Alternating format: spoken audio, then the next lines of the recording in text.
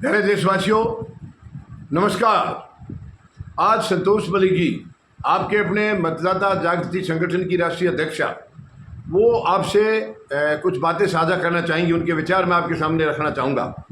वो विचार हैं, प्रधानमंत्री महोदय का जो बंगाल का शो था वो फ्लॉप रहा है और उसके बाद गृह मंत्री उसको पूर्ति करने उसकी गए थे, मगर वो भी बैरिंग लौटे हैं।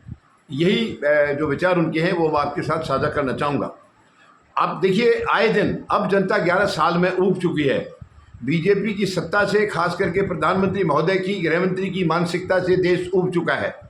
इनकी मानसिकता है देश को बांटने की, कमज़ोर करने की, तोड़ने की, और वो उसी में लगे हुए हैं 11 साल से। अब देश इनकी भाषा को समझ चुका है, इनकी हरकतों को समझ चुका है। अब कहीं भी मुझे नहीं लगता आने वाले समय में ये कहीं भी अपनी सरकार बना पाएंगे किसी भी राज्य में। मैं तकरीबन आज के हालात को देख कर आपको दावे के साथ कह सकता हूँ, इनकी सरकार, ये बिहार के ऊपर कितना खुलेआम वहाँ पर मतलब गलत वो कर रहे हैं बयानबाजी, ये नहीं बना पाएंगे। वहाँ भी सरकार नहीं बनेगी इनकी, और बंगाल में तो सवाल ही पैदा नहीं होता। पिछली बार भी इन्होंने यही कहा था, अब भी यही कह रहे हैं। और वहाँ जब गृहमंत्री गए हैं, ये गए तो थे प्रधानमंत्री के फ्लॉप शो को थोड़ा सा मतलब अलग दिशा में ले जाने के लिए कि भाई उसकी कमी को पूरी करेंगे, मगर जब इन्होंने खाली कुर्सियाँ देखी हैं तो ये खुद भी भड़क गई। आपा खो बैठे। आपा तो इनमें है ही नहीं, केवल इनमें पद की जो है एक बू है, जो पद का अहंकार है वो है इनमें। बाकी इनमें समझ नाम की चीज़ मैंने कभी देखी नहीं है। सरकार के अंदर प्रधान किसी में भी नहीं, मैं कोई दोष नहीं लगा रहा हूँ, आरोप नहीं लगा रहा हूँ। भाई जो काम जैसे करता है आदमी, उसकी समझ का उसी से पता चलता है कि इसमें कितनी समझ है। तो इनकी समझ मुझे आज तक नहीं आई है राष्ट्र निर्माण के लिए। कोई सोच इनकी देश की मतलब देश को आगे ले जाने के लिए, देश की तरक्की कराने के लिए कहीं भी इनकी सोच नज़र नहीं आई है आज तक। खाली कुर्सियाँ देख कर भड़क गए और इन्होंने फिर डाइवर्ट करने की कोशिश की है मुद्दे को। इन्होंने कहा है कि ममता दीदी ने ऑपरेशन सिंदूर का विरोध किया है, और वो विरोध केवल इसलिए किया है ताकि वो मुसलमानों को खुश कर सकें। तो यहाँ ये बहुत ही शर्मनाक बयान है। मैं गृह मंत्री के बयान को कंडेम करता हूँ। मैं किसी पार्टी का, ना मेरे लिए कोई पार्टी सही है ना गलत है, सबको बराबर नज़र से देखता हूँ, लेकिन जो इनके कारनामे हैं मैं केवल उनको देख करके बात करता हूँ। यानी इनको ये शर्म खुद आनी चाहिए गृह मंत्री को कि उन्होंने ऑपरेशन सिंदूर का विरोध नहीं किया, कभी नहीं किया। यानी एक सरकार के नुमाइंदे होकर के इतनी बेशर्मी से बयान दे रहे हैं।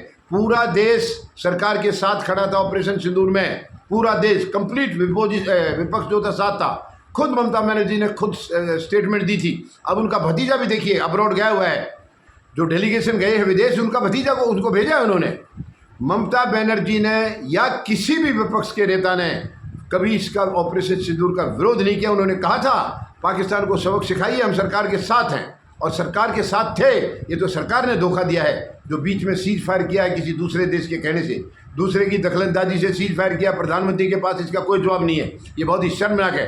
अपने कमियों को ढकने के लिए आए दिन ये नए नए शगुफे छोड़ रहे हैं, ये बहुत ही शर्मनाक है। ममता बनर्जी ने जो विरोध किया था सिंदूर बांटने का किया था, लेकिन इनके अंदर तो कलाकारी है। बीजेपी के हर आदमी में ये एक बड़ी कलाकारी है कि आपकी कही हुई बात को इसी ऐसे तरीके से घुमाते हैं ये, ताकि इनको कोई बेनिफिट मिल सके। लेकिन अब जनता इनकी चालाकी को जान गई है, इनकी चालाकी को समझ गई है। अब इनका बेनिफिट नहीं बल्कि उसका उल्टा नुकसान होगा। अब ये देखिए, ममता बनर्जी ने यह खुल के कहा था। सबसे पहले तो उन्होंने ये कहा कि जो सिंदूर बांटने का कार्यक्रम 9 जून से इन्होंने शुरू करना था, जिसको कि अभी कैंसिल कर दिया गया है। शर्म के मारे, डर के मारे कैंसिल किया है, वो कोई अपनी मेहरबानी से नहीं किया है। ये डर गए हैं कि देश में तुम्हारी हालत क्या होगी। शायद दिन में मैंने तो पूछा भी था ये सवाल आपको, मैंने उसी दिन, जिस दिन इन्होंने फैसला लिया था, मैंने उसी दिन सवाल पूछा था कि आखिर आप सिंदूर किसको देंगे और किसकी तरफ से देंगे। ये बहुत ही शर्मनाक फैसला था इनका।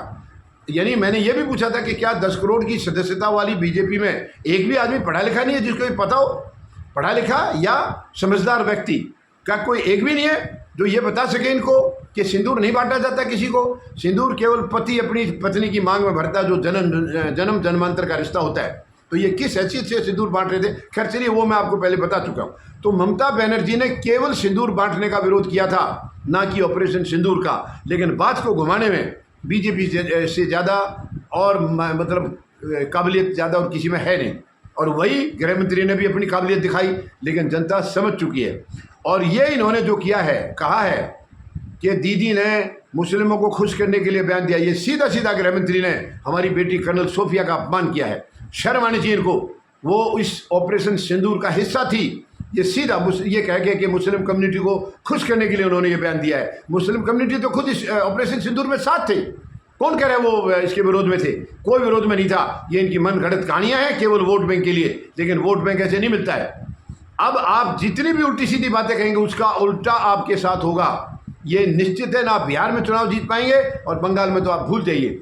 बंगाल में कहा गृह मंत्री ने कि इस बार हम 200 से ज़्यादा सीट लेकर सरकार बनाएंगे और अगला बंगाल का मुख्यमंत्री जो है, पश्चिम बंगाल का मुख्यमंत्री बीजेपी का होगा। ये इनका सपना ही है। मैं बता रहा हूँ बिल्कुल दावे के साथ, मैंने हकीकत देखी है वहाँ जा कर के। जो पिछली बार ये दावा करते थे और इनकी सीट 65 आई, सरकार बनाने का दावा करते थे 200 से ज़्यादा लेने का, मैं कहता हूँ ये पिछला भी परफॉर्मेंस अगर आ जाए तो भी बहुत बड़ी बात है। इनकी सीटें उतनी भी आती मुझे दिखाई नहीं दे रही हैं। इनके अंदर अंदरूनी फूट पड़ी हुई है, आपस में फूट है। जो इनके अध्यक्ष थे वो ना प्रधानमंत्री के कार्यक्रम आए दिलीप घोष, ना ही गृह मंत्री के में आए, बल्कि ममता बनर्जी से उनकी मुलाकात हुई है। तो इनके अपने घर को, अपने कुनबे को तो संभाल नहीं पा रही है, दूसरों पर कीचड़ उछाल रहे हैं। ये बहुत ही शर्मनाक है। और देश के गृह मंत्री हैं, प्रधानमंत्री हैं या कोई अन्य मंत्री है, इवन सांसद है या विधायक है, उनके मुंह से कोई शब्द निकले उसको तोलना चाहिए पहले, तब शब्द निकलना चाहिए। ऐसी जनता उम्मीद लगाती है कि कम से कम इनके मुंह से कोई गलत भाषा या गलत बात नहीं निकलेगी।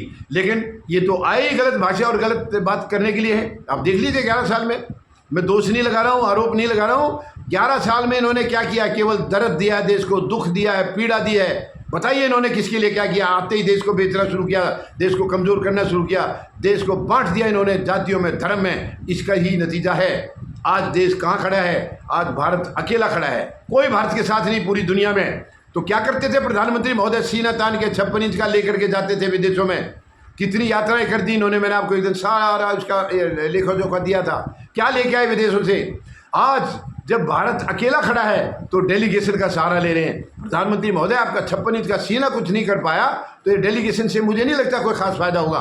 ये केवल इनको तफरीह मनाने के लिए भेजा। देखिए मैं कोई विरोध नहीं कर रहा हूँ, भेजिए आप, लेकिन आप खुद नहीं समझा पाए देश के मतलब वर्ल्ड के नेताओं को, तो डेलीगेशन कैसे समझाएगा?